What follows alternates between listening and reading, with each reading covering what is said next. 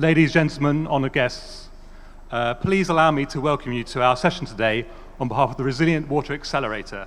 And as said up there a minute ago, I'm Jonathan Farr, I'm Director of Policy at the Accelerator. I'm usually based in London, but it's my pleasure to come to Bangladesh for the fourth time and speak at this prestigious event. And as I've been saying all day, these are absolutely critical issues for Bangladesh. It's Bangladesh is a leader in global textiles. It's not just important for Bangladesh, it's important for the world that conferences like this happen. And you've got the opportunity here today and going forward to show a pathway to truly sustainable apparel globally in one of the world's fastest growing economies. You'll have been hearing all day today, I'm sure, about the threat from climate change to Bangladesh and to the sustainability of the sector, and how many of those threats will be felt through water, whether through droughts and water shortages, or through flooding, which is becoming an increasing threat, or through increasing salinity left by that flooding and other threats to water quality. And I'm afraid to say, as the world gets warmer, this is only going to be exacerbated. It's a major concern, but as I said, we know that this is the place to get work started on that. This is where we expect to see the innovation and the bravery required to take urgent action on this important issue. We can get ahead of these risks by managing our water appropriately and making the right investment decisions, and also to make that transition into an economy which is water secure and which is fit for the future. The Resilient Water Accelerator, which I've been working on for 4 years now, and for which Bangladesh is one of our priority countries, wants to ensure that we can all realize that the economic success story of water and that Bangladesh's economic success can endure long into the future. We know that the apparel industry is critical to that, and we hope to identify exactly what is needed to happen to ensure that any threats can be managed and that we can catalyze public and private investment and action to ensure water security for generations to come.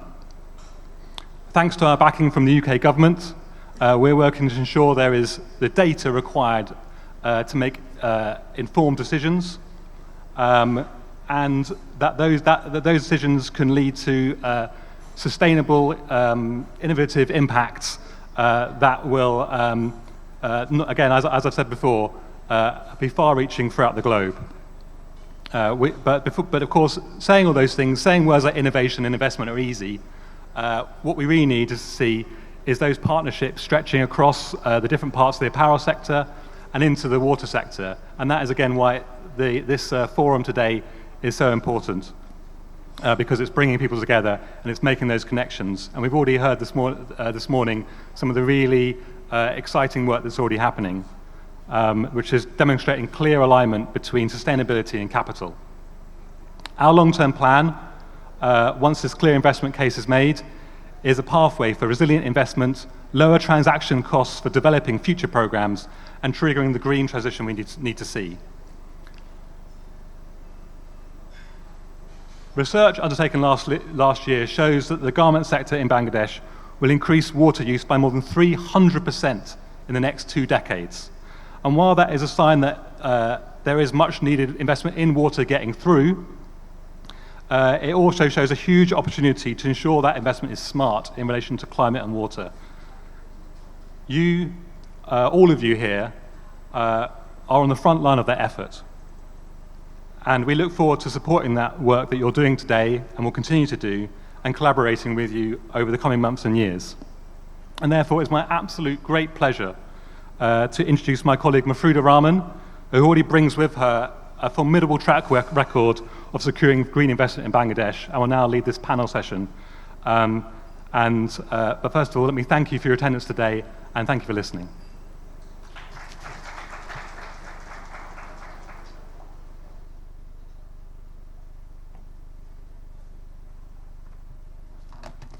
Thank you, Jonathan. Thank you very much for that wonderful thoughts that you shared. Ladies and gentlemen, I'm Mafruda Rahman. I'm working as the Country Strategy Manager for Resilient Water Accelerator in Bangladesh. It's a great pleasure and an honor for me to be amongst you today. It is needless for me to say that the impacts of the climate change are increasing day by day in Bangladesh. But do we really think about what is going to happen when we're severely affected by climate change in the coming years, especially when it comes to water? Industries in Bangladesh are drawing significant amount of underground water, and 98% of them are actually dependent on underground water. But this underground water, due to extreme heat and changing environment, are also depleting at a very high rate. Almost 3%, 3-meter decline every year. So this is a significant issue that needs to be dealt with immediately, because these factories, the apparel industries, are highly dependent on water, and our study shows that by 2042 they will be at the brink of water crisis. So what is the main challenge here? Why are we not talking much about water? Why are we not seeing much investment in water?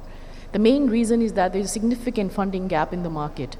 Research shows that there is a $35 billion funding gap in the market. And this is why the textiles are often left without any options. But the good news is investment in water actually pays off.